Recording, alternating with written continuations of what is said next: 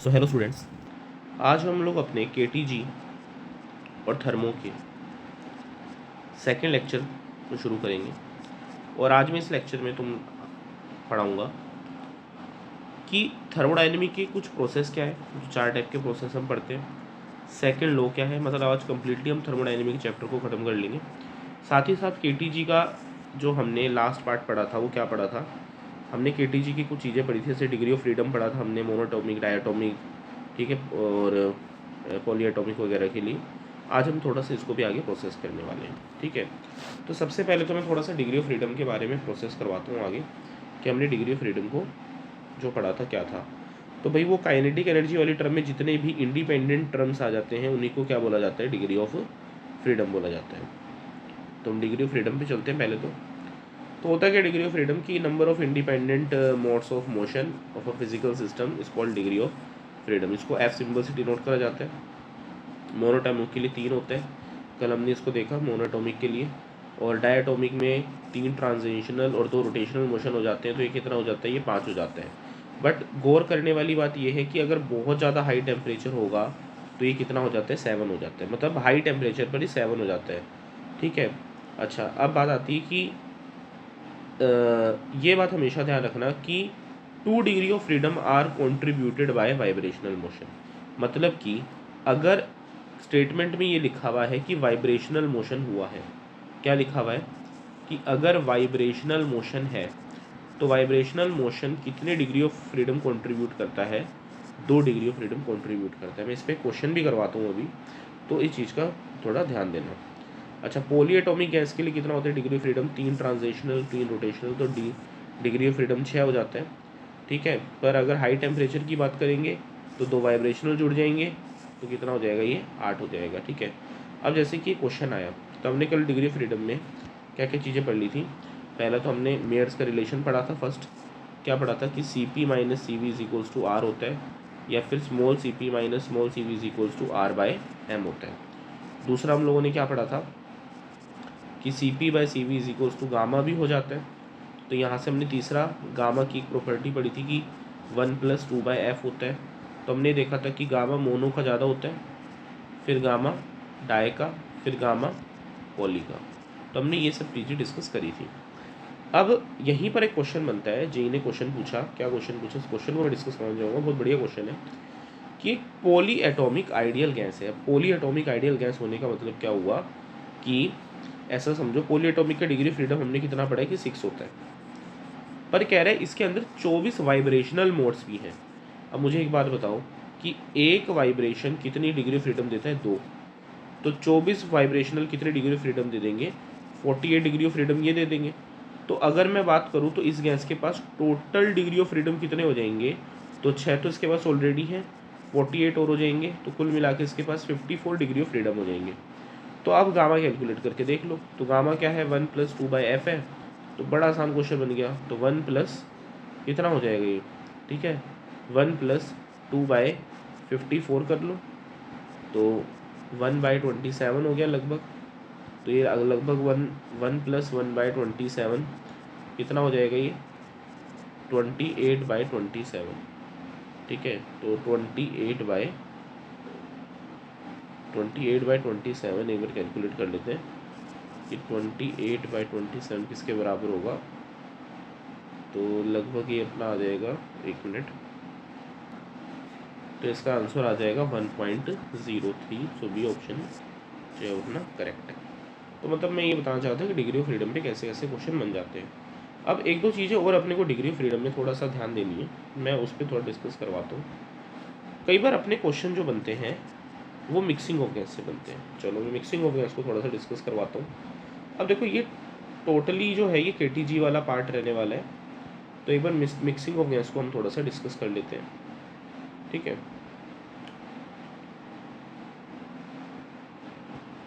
बड़ा आसान सा टॉपिक है और अधिकतर मैंने देखा है कि जेई में इससे ज़्यादा सवाल बन रहे हैं, ना कि नीट में। नीट में थोड़े कम सवाल बन रहे हैं, जेई में थोड़े ज़्यादा सवाल बन रहे हैं। तो देखो मिक्सिंग ऑफ गैस को हम सबसे पहले समझेंगे कि मान के चलो मैं 2 गैस की मिक्सिंग से पढ़ाऊँगा। तो मिक्सिंग ऑफ गैस पढ़ रहे हम लोग। तो मान लो एक आपके पास गैस नंबर ए है और एक आपके पास गैस बी है। अच्छा, गैस ए के पास नंबर ऑफ मोल्स Na है, इसके पास नंबर ऑफ मोल्स Nb है। अच्छा, इसके पास प्रेशर Pa है, इसका प्रेशर Pb है। अच्छा, इसका टेम्परेचर TA है, इसका टेम्परेचर TB है। इसकी डिग्री ऑफ फ्रीडम Fa है, इसकी डिग्री ऑफ फ्रीडम Fp है। इसका CV CVA है और इसका CV CVB है। इसका CP CPB है और इसका इसका CP CPA और इसका CP CPB है। तो कुल मिला के हम लोगों ने ये थोड़ा देखा। सबसे पहले अब मैंने इन दोनों गैस को क्या करा, एक कंटेनर लिया और इस कंटेनर में मैंने सबसे पहले ये A गैस मिला दी। ये किसको दिखा रहा है, ये गैस A को दिखा रहा है, ये वाला मॉलिक्यूल, और एक मैंने इसमें गैस BB मिक्स कर दी। तो इसके अंदर एक मैंने गैस BB मिक्स कर दी। अब होगा क्या, बेसिकली सबसे पहली चीज़ यहाँ पर अगर मैं प्रेशर देखूँगा इस मिक्सचर का, तो इस मिक्सचर का प्रेशर Pa + Pb आ जाएगा। ये किस नियम से आया, ये डेल्टन के नियम से आया। पार्शियल प्रेशर लो जो था डेल्टन का, ये उस नियम से बना। अब सेकंड चीज़ आती है कि अगर मैं यहाँ पर डिग्री ऑफ फ्रीडम को देखूँगा, डिग्री ऑफ फ्रीडम को देखूँगा मिक्सचर को, तो वो क्या होगा, वो हो जाएगा Na × Fa + Nb × Fp upon Na + Nb। यहाँ पे नंबर ऑफ मोल्स का बहुत ज़्यादा मेन काम है। अच्छा, तीसरा, अगर मैं डिग्री ऑफ फ्रीडम के मिक्सचर के बाद Cp के मिक्सचर को देखूँगा, तो इस पूरे मिक्सचर का Cp क्या बन जाएगा, Na Cp mixture, sorry Cp of A + Nb Cp of B upon में Na + Nb। Similarly fourth formula Cv mixture का भी बन जाएगा, और वो क्या बनेगा, Na CVA + Nb CVB upon में Na + Nb। ठीक है। एंड फिफ्थ फॉर्मूला जो बनेगा वो किसके ऊपर बनेगा, फिफ्थ फॉर्मूला आपका बनेगा मेन तौर पे गामा मिक्सचर पे। तो गामा मिक्सचर बड़ा आसान है निकालना, 1 + 2/f मिक्सचर कर लोगे तब भी गामा मिक्सचर आ जाएगा। अब एक इम्पॉर्टेंट बनता है जो सिक्स्थ फॉर्मूला बनता है, वो टेम्परेचर का बनता है। थोड़ा सा अलग फॉर्मूला भी है। टेम्परेचर कहता है कि मेरे साथ Na तो लगाओ, मेरे साथ Fa भी लगाओ और फिर टेम्परेचर लो। Nb Fb फिर टेम्परेचर लो Tb, और उसके बाद डिवाइड किससे करो, Na upon Fa + Nb upon Fb। तो ये चीज़ का ध्यान रखना, ये अपने पास मिक्सिंग ऑफ गैस के क्वेश्चन बन जाते हैं यहाँ से। तो मिक्सिंग ऑफ गैस का कंसेप्ट भी हम लोगों ने कर लिया क्लियर। तो हमने यहाँ पे डिग्री ऑफ फ्रीडम वगैरह यहाँ पे सारी बातें क्लियर कर चुके हैं, और अब हम चलेंगे अपने थर्मोडायनेमिक प्रोसेस की तरफ। तो देखो, थर्मोडायनेमिक के अगर मैं प्रोसेस की बात करूँ तो अपने पास बेसिकली 4 टाइप के थर्मोडायनेमिक प्रोसेस होते हैं जो हमें ज़्यादातर पढ़ने होते हैं। एक साइक्लिक, नॉन साइक्लिक वगैरह भी हो जाते हैं। तो उन 4 में कौन कौन से होते हैं, एक होता है जिसको बोलते हैं आइसोथर्मल, एक होता है जिसको हम बोलते हैं एडियाबैटिक, एक होता है जिसको हम बोलते हैं आइसोबारिक, और एक होता है जिसको हम बोलते हैं आइसोकोरिक। देखो, बेसिक अपने को सबसे पहला पॉइंट इन सबके बारे में पता होना चाहिए कि इनमें क्या चीज़ कांस्टेंट होती है। सेकंड, यहाँ पर अपने को इन सबकी इक्वेशन पता होनी चाहिए। थर्ड, अपने को इन सबके ग्राफ पता होने चाहिए। और फोर्थ, हर एक के अंदर वर्क डन का, U का और Q का फॉर्मूला पता होना चाहिए। देखो, रिवीजन करने के लिए मैं स्टेप बता रहा हूँ, फॉलो करना। कभी भी isothermal process, adiabatic process, isobaric process, isochoric process, जितने भी थर्मोडायनेमिक प्रोसेस इनकी रिवीजन करो तो इन 4 पिलर्स को ध्यान रखना। सबसे पहला पिलर आएगा कि कांस्टेंट क्या चीज़ है, दूसरा पिलर आएगा कि इक्वेशन क्या होगी, तीसरा पिलर आएगा ग्राफ कैसा है, और चौथी चीज़ आएगी इनके अंदर वर्क डन, इंटरनल एनर्जी और Q, इनके फॉर्मूले क्या बनेंगे। तो अभी मैं इन 4 चीज़ों से तुमने यहाँ पे रिवाइज करवाऊंगा। तो चलो, सबसे पहले हम चलते हैं आइसोथर्मल प्रोसेस पे। तो आइसोथर्मल प्रोसेस क्या है कि एक ऐसा प्रोसेस है आइसोथर्मल प्रोसेस थर्मोडायनेमिक के अंदर जहाँ पे टेम्परेचर क्या रहता है, कांस्टेंट रहता है। तो भाई पहला पॉइंट तो अपने क्लियर कर लिया कि यहाँ पर फर्स्ट पॉइंट हमने क्या क्लियर करा कि यहाँ पर क्या कांस्टेंट है, टेम्परेचर कांस्टेंट है। अब टेम्परेचर कांस्टेंट है तो इसका मतलब चेंज इन टेम्परेचर कितना हो जाएगा, 0 हो जाएगा। चलो ये तो क्लियर कर लिया। अब दूसरा आता है कि थर्मोडायनेमिक में प्रोसेस में इसकी इक्वेशन भी ध्यान रखनी होती है। तो देखो मेरे हिसाब से इसकी इक्वेशन क्या बन जाएगी, पी आई वी आई बराबर पी एफ वी एफ। अब ये कैसे बनी, तुम्हें पता है P V is equals to N R T होता है, N constant, R constant, T constant. तो इसका मतलब क्या हो गया, पी वी क्या हो जाता है, पी वी कॉन्स्टेंट हो जाता है, जिसके कारण P one V one is equals to P two V two आ जाता है, खत्म। ये भी तुम ध्यान रख सकते हो, चाहे ऐसे ध्यान रख लो चाहे इसको ऐसे ध्यान रख लो, तो एक ही बात होती है। तो आइडियल गैस से ये वाली होती है। तो हमने क्या क्या पढ़ लिया, हमने 2 पॉइंट क्लियर कर लिए, ठीक है। अच्छा मैंने क्या बताया कि सबसे पहला पॉइंट जो सबको क्लियर होना चाहिए वो क्या होना चाहिए कि क्या चीज़ कांस्टेंट होती है। तो हमने कांस्टेंट वाला पार्ट पढ़ लिया। कांस्टेंट वाला पार्ट क्या बताऊँ, कांस्टेंट वाला पार्ट है कि यहाँ पे डेल्टा टी 0 होता है, टेम्परेचर यहाँ पे कांस्टेंट होता है। अच्छा एक बात और ध्यान रखना, आइसोथर्मल एक बड़ा स्लो प्रोसेस है, ठीक है, ये स्लो प्रोसेस होता है।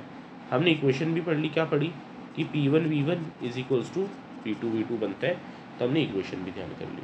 अच्छा अब बात आती है अगली कि इसका ग्राफ कैसा बनता है। तो इसका ग्राफ तुम देखोगे तो इसका ग्राफ ऐसे लीनियरली डिक्रीज होता हुआ बनता है। तो प्रेशर और वॉल्यूम का ग्राफ कैसा बनता है, यहाँ पे डिक्रीज होता हुआ बनता है। क्यों, क्योंकि हमने देखा कि पी वी कॉन्स्टेंट है, तो इसका मतलब P is inversely proportional to V हो जाता है। तो ऐसा ग्राफ बनता है। इस ग्राफ का स्लोप अपने को ध्यान रखना है, इस ग्राफ का स्लोप क्या होता है, -P/V होता है। अब नेगेटिव साइन का मतलब यहाँ पे क्या है, नेगेटिव साइन का मतलब ये है कि ये ग्राफ एक डिक्रीजिंग ग्राफ की कैटेगरी के अंदर गया हुआ है। तो ये चीज़ का ध्यान रखना है। तो आइसोथर्मल का ये हो जाता है, और आइसोथर्मल में ये 2 पॉइंट्स बिल्कुल अपने को ध्यान होने चाहिए, ठीक है। चलो ये सब चीज़ें तो हो गई। तो हमने यहाँ पे इसका ग्राफ भी देख लिया। तो ग्राफ में मेन तौर पे हमने क्या देखा कि इसका ग्राफ कैसा बनता है, इसका ग्राफ बनता है पी वी ग्राफ ऐसे लीनियरली डिक्रीज बनता है। अब क्या तुम्हें क्या लगता है कि सिर्फ पी वी ग्राफ आता है, पी वी ग्राफ के अलावा और क्या पूछा जाता है। ये तो हम लोगों ने देख लिया कि पी वी ग्राफ है। अब जैसे यहाँ पे तुम्हें दिख रहा होगा कि एक T1 टेम्परेचर वाला बनाया है, एक T2 टेम्परेचर वाला बनाया है। तो जो ग्राफ में अब तुम्हें क्या दिखा कि प्रेशर कहाँ पर ज़्यादा दिख रहा है तुम्हें, देखो प्रेशर 2 वाले पार्ट में, फर्स्ट वाले पार्ट में मुझे दिखा कि थोड़ा सा प्रेशर वाला इसका एरिया ज़्यादा बना, सेकंड वाले पार्ट का एरिया ज़्यादा बना और फर्स्ट वाले पार्ट का एरिया कम बना। इसका मतलब कि सेकंड वाले के टेम्परेचर क्या है, ज़्यादा है। तो हम इसको एरिया से कैलकुलेट कर लेंगे, इतना ध्यान रखना, ठीक है। अच्छा अब बाय चांस ग्राफ अगर प्रेशर वर्सेस वॉल्यूम का ना देखे, पी और वी का ना देखे, ठीक है, पी और टी का दे दे तो क्या होगा, तो तुम्हें पता ही है टेम्परेचर तो कांस्टेंट है, तो ग्राफ कैसे बनेगा, टेम्परेचर के साथ कांस्टेंट वाला ग्राफ बन जाएगा। आगे बात समझ में, तो चाहे टेम्परेचर के साथ ऐसा बना लो चाहे ऐसा बना लो। अब जैसे यहाँ पे एरो पे ध्यान देना, एरो क्या दिखा रहा है, एरो ये दिखा रहा है अगर ये चीज़ नीचे घटती हुई आ रही है, इसका मतलब क्या हो रहा है, प्रेशर रिलीज हो रहा है, प्रेशर कम हो रहा है, प्रेशर कम हो रहा है तो इसका मतलब क्या होगा, वॉल्यूम बढ़ रही है। तो ये एक्सपेंशन का ग्राफ है, देखो प्रेशर कम हुआ, वॉल्यूम बढ़ी, इसका मतलब ये एक्सपेंशन को शो कर रहा है अगर यहाँ पर ये एरो नीचे गया। और अगर एरो ऊपर जा रहा है इसका मतलब क्या है कि प्रेशर बढ़ रहा है, वॉल्यूम घट रही है, मतलब ये कंप्रेशन को शो कर रहा है। पर दोनों ही ग्राफ इसको शो करें, पी और टी वाले पार्ट को। अच्छा तो हमने एक पी और वी वाला ग्राफ देखा, पी और टी वाला ग्राफ देखा, एक इसमें वी और टी वाला ग्राफ भी बन सकता है। तो कुछ नहीं है, वो बड़ा सिंपल सा ग्राफ बनेगा। कैसा बनेगा कि अगर तुमने यहाँ पे वॉल्यूम ली और यहाँ पे टेम्परेचर लिया, तो देखो तो टेम्परेचर वाला पार्ट कैसा रहेगा, हमेशा कांस्टेंट रहेगा ऊपर। अगर ये ऊपर की तरफ जा रहा है तो ये एक्सपेंशन है, वॉल्यूम बढ़ रहा है अब की बार। और अगर ये ग्राफ नीचे की तरफ आ रहा है तो इसका मतलब ये कंप्रेशन है। तो कुल मिला के हमने ग्राफ्स के बारे में भी नॉलेज कम्प्लीटली ले ली कि कैसे कैसे ग्राफ बनेंगे। तो हमने 3 पॉइंट क्लियर कर लिए, ठीक है। तो अब आता है अपना 4th पॉइंट कि हम डब्ल्यू यू और क्यू क्यू एल देखते हैं। तो देखो बिना सोचे समझे अपने को ये पता होना चाहिए यहाँ पे डेल्टा यू क्या हो जाएगा, 0। क्यों 0 होगा, डेल्टा यू का फॉर्मूला होता है N C V delta T, और जब डेल्टा टी 0 तो डेल्टा यू भी 0। तो अगर मैं फर्स्ट लॉ का ही इस्तेमाल करूँ, फर्स्ट लॉ थर्मोडायनेमिक का, तो Q is equals to U plus W होता है। अब U तो उड़ गया, तो इसका मतलब Q किसके बराबर आता है, W के बराबर आ जाता है। मतलब तुम जितनी हीट दोगे एनवायरनमेंट से सिस्टम के अंदर, उतना ज़्यादा ये वर्क करेगा। तो इसके अंदर वर्क का जो फॉर्मूला होता है वो क्या होता है, इसके अंदर वर्क का फॉर्मूला होता है NRT log volume final minus upon volume initial, या NRT log pressure initial by pressure final. देखो ये दोनों इन्वर्सली होते हैं, तो जब वॉल्यूम फाइनल ऊपर आई तो प्रेशर फाइनल नीचे गया। या फिर अब अपने को पता है हम लोग यहाँ पर एन आर टी को किसके बराबर रखते हैं, पी वी के बराबर, तो यहीं पे ये करा हुआ है, पी वी रख दिया। तो हमने यहाँ पर वर्क डन का फॉर्मूला भी पढ़ लिया। तो बताओ मेरे को कि हमने यहाँ पर प्रेशर और टेम्परेचर का ग्राफ भी देखा। प्रेशर टेम्परेचर का ग्राफ कैसा बना, सीधा। अच्छा, वॉल्यूम टेम्परेचर का ग्राफ कैसा बना, ऐसे सीधा। अच्छा, हमने यहाँ पे वर्क डन का फॉर्मूला पढ़ लिया, क्या पढ़ा, एन आर टी, ठीक है, नेचुरल लॉग। अच्छा, अगर इसको तुम लॉग में बदलोगे विद बेस 10 तो क्या करना होता है अपने को, इस चीज़ को किससे मल्टीप्लाई कर देना, 2.303 N R T log W final by W initial, या फिर इसको 2.303 पी वी लॉग, ठीक है, और फिर तुम चाहे लिख देना इसके अंदर V final by V initial, ठीक है। अच्छा, इसके अंदर डेल्टा यू ज़ीरो हो गया और क्यू का फॉर्मूला तो डब्लू के बराबर ही हो जाएगा फ्रॉम फर्स्ट लॉ। तो ये सब हमने देख लिया आइसोथर्मल के अंदर। अब एक बार हम लोग पढ़ते हैं एडियाबैटिक। देखो एडियाबैटिक जस्ट इसका उल्टा है, ये एक फास्ट प्रोसेस होता है, जैसे कि किसी भी टायर का फटना, ब्रस्ट होना, वो बैलून का ब्रस्ट होना, जो एकदम से अचानक से प्रोसेस हो जाए उसको एडियाबैटिक प्रोसेस बोला जाता है। तो इसके अंदर जो डेल्टा क्यू होता है वो ज़ीरो होता है, मतलब इसके अंदर जो हीट एनर्जी है वो कांस्टेंट रहती है। तो पहला पार्ट मैं बताया था कांस्टेंट से रिवाइज करो तो कर लिया। अच्छा, दूसरा इसकी इक्वेशन क्या बनती है कि P V gamma is equals to constant. अच्छा, वी के ऊपर क्या लग जाती है, गामा लग जाती है। तो भाई ये तो मेरे पास रिलेशन पी और वी का आया है, ऐसा वी और टी का भी आ सकता है, ऐसा पी और टी का भी आ सकता है। तो एक बार उन रिलेशंस को भी हम क्या कर लेते हैं, एक बार डिस्कस कर लेते हैं। तो हम देख सकते हैं कि जब हम एडियाबैटिक पढ़ेंगे तो एडियाबैटिक के अंदर होता क्या है मेन तौर पे कि it is the process during which no heat exchange between the system and the surrounding of the entire process called adiabatic process. तो कोई हीट ट्रांसफर नहीं होता, हीट एक्सचेंज नहीं होता, ठीक है। तो भाई हीट एक्सचेंज नहीं हो रही, मतलब तुम्हारे एक कमरे से हीट दूसरे कमरे में नहीं जा रही है, इसका मतलब जो तुम्हारी वॉल्स है वो कैसी है, परफेक्टली इंसुलेटेड करी हुई तुमने, मतलब इतना इंसुलेट करा हुआ है कि वो उधर से उधर कंडक्टिविटी करेंगी ही, तो परफेक्टली इंसुलेटेड। और ये बड़ा क्विकली प्रोसेस होता है, बड़ा फास्ट प्रोसेस होता है, ठीक है, जिसके अंदर मतलब एक स्मॉल टाइम के अंदर ही क्या हो जाती है, हीट ट्रांसफर हो जाती है। हमने देखा कि यहाँ पर जो इसका वो बनता है, क्या बोलते हैं, इक्वेशन बनती है, वो क्या बनती है कि P V gamma is equals to constant. तो ये भी हम देख रहे हैं, इसका ग्राफ भी अच्छा ऐसे ही बनेगा, इसका भी ग्राफ सेम ही बनता है, ठीक है, पर दोनों में क्या अंतर होता है अभी मैं थोड़ा सा बता दूंगा। तो इसके पास तीन इक्वेशन बन जाती हैं। तो एक तो इक्वेशन अपने को ध्यान रखनी है ये वाली, P V gamma is equals to constant, नहीं तो ये वाली T V gamma minus one is equals to constant, या तीसरी equation P one minus gamma T gamma is equals to constant, ठीक है। इन सबको निकालने का वो तरीका है कि आपको फॉर्मूला पता होगा, P V is equals to N R T, ये सारे के सारे वहीं से निकलेंगे और कहीं से भी नहीं निकलेंगे। तो ये ट्राई कर सकते हो कि पी वी गामा कैसा है, टी वी गामा कैसा है, इस फॉर्मूले के थ्रू हम ट्राई कर सकते हैं। तो हमने तीन इक्वेशन भी देख ली, ठीक है। तो हमने यहाँ पे क्या समझा कि तीन इक्वेशन भी कैसी बन रही हैं, तो हमने इसके बारे में भी एक बार डिस्कस कर लिया। चलो पहले अब इसमें तीन इक्वेशन देखी, अब ग्राफ समझते हैं, ठीक है। तो इसका ग्राफ जो होता है थोड़ा सा वो कैसा बनता है, देखो पी वी गामा कॉन्स्टेंट का ग्राफ ऐसा, T V gamma minus one का ग्राफ भी ऐसा, और इसका ग्राफ थोड़ा सा ऐसा। बस इसमें से तीसरा ग्राफ थोड़ा सा अलग है, बाकी दोनों ग्राफ कैसे बन रही है, डिक्रीजिंग बन रहे हैं। अब आप बोलोगे कि सर आइसोथर्मल का ग्राफ भी सेम था और एडियाबैटिक का ग्राफ भी दिखने में सेम है, तो हम डिफ्रेंशिएट करें कैसे। तो देखो मैं डिफ्रेंशिएट करने का तरीका बताता हूँ कि इसमें जो स्लोप होता है ना ग्राफ का, वो होता है gamma minus P by V. मतलब कि तुम अगर ध्यान से देखो तो स्लोप ऑफ आइसोथर्मल जो है, अगर तुम उसको गामा से मल्टीप्लाई कर दोगे तो वो स्लोप ऑफ एडियाबैटिक आ जाएगा, और ज़्यादा कोई अंतर हुआ नहीं। तो इसका मतलब क्या हुआ कि जो एडियाबैटिक वाला ग्राफ होगा वो थोड़ा सा उसका स्लोप बड़ा हो गया। अब ये बड़ा, अब तुम देखो ध्यान रखना नेगेटिव वाले ये दोनों ही ग्राफ नेगेटिव वाले ग्राफ हैं, तो बड़ा होने का मतलब ये और ज़्यादा नेगेटिव है, मतलब कि एडियाबैटिक वाला ग्राफ ज़्यादा क्या होगा, ये ज़्यादा गिरा हुआ ग्राफ बनेगा, ज़्यादा गिरा हुआ ग्राफ फॉर्म करेगा। तो जैसे मैं तुम्हें दिखाता हूँ यहाँ पर, अगर मैं तुम्हें दिखता हूँ, अगर मैं तुम्हें बोलूँ कि मैं एक ग्राफ बना रहा हूँ, ये P वर्सेस V का, एक यूँ है एक यूँ है, तो तुम खुद सोचो, तुम अगर यहाँ खड़े होगे तो कहाँ जल्दी गिरोगे, फर्स्ट वाले पार्ट पे तुम लोग जल्दी गिरोगे, इस वाले पार्ट पे तुम लोग जल्दी गिरोगे। तो इसका मतलब जो ये वाला ग्राफ है ये एडियाबैटिक को शो करेगा, जो ज़्यादा गिरने वाला ग्राफ होगा, और ये वाला ग्राफ किसको शो करेगा, ये ग्राफ तुम्हारा आइसोथर्मल वाले ग्राफ को शो करेगा। तो मैंने एक पीवी ग्राफ के अंदर कैसे एडियाबैटिक और आइसोथर्मल को डिफरेंशिएट करा जाए हमने ये भी समझ लिया।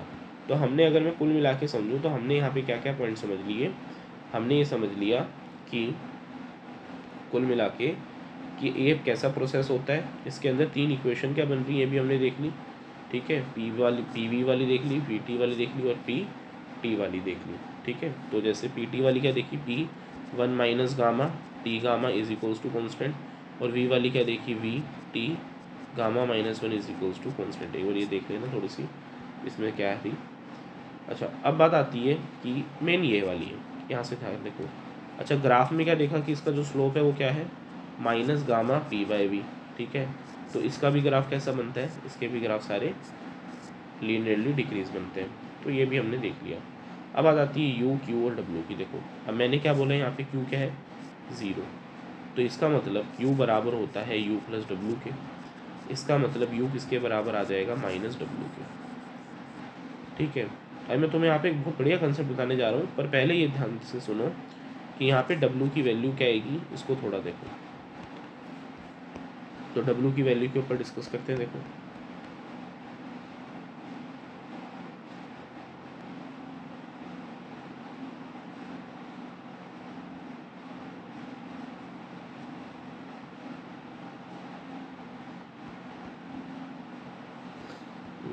यहाँ डिस्कस करते हैं, चलो देखो यहाँ पे वर्णन का फॉर्मूला बनता है P2V2 minus P1V1 upon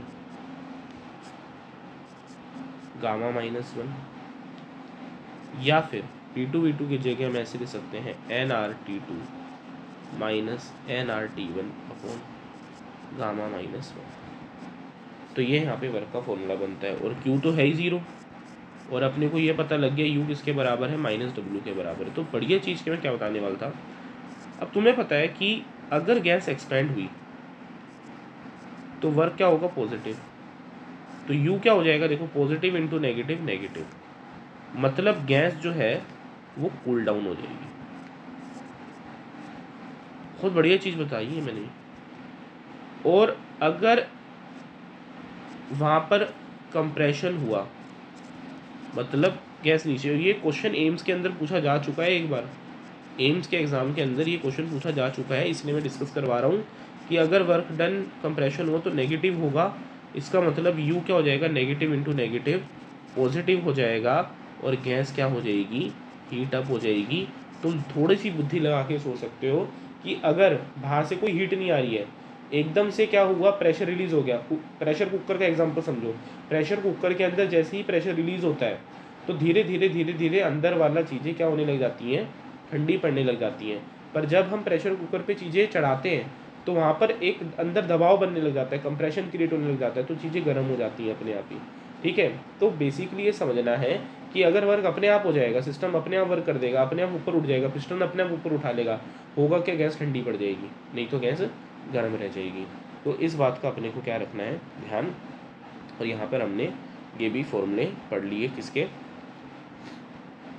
adiabatic वाला पार्ट भी हमने कंप्लीट कर लिया, ठीक है। तो हमने एडियाबैटिक, हमने आइसोथर्मल कंप्लीट कर लिया, हमने एडियाबैटिक कंप्लीट कर लिया। अब 2 रह गए छोटे छोटे, आइसोबारिक और आइसोकोरिक। ये बिल्कुल आसान है, सिंपल है। सबसे पहले एक बार आइसोबारिक को देख लेते हैं। तो सिंपल ही है, आइसोबारिक का मतलब क्या होता है, जहाँ पे प्रेशर कॉन्स्टेंट हो। बार से समझ में आ रहा है, बार प्रेशर की यूनिट होती है, तो प्रेशर कॉन्स्टेंट तो हो गया। तो इसकी इक्वेशन क्या बनेगी, देखो P V is equals to N R T था। अब ये भी कॉन्स्टेंट, ये भी कॉन्स्टेंट, ये भी कॉन्स्टेंट, मतलब v directly proportional to t हो गया। अगर v directly proportional to t हो गया तो इसकी इक्वेशन क्या बनेगी, v1 by v2 is equals to t1 by t2। तो ये इसकी इक्वेशन होती है, अपने को ध्यान रखना है।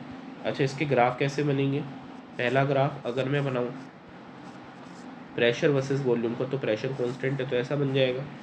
दूसरा ग्राफ अगर मैं बनाऊँ प्रेशर वर्सेस टेम्परेचर का, तो इसका ग्राफ ऐसा बन जाएगा। और तीसरा ग्राफ अगर मैं बनाऊँ वॉल्यूम वर्सेस टेम्परेचर का, तो इसका ग्राफ ऐसा बन जाएगा, क्योंकि डायरेक्टली प्रोपोर्शनल है। तो ये बात का बिल्कुल रखना ध्यान।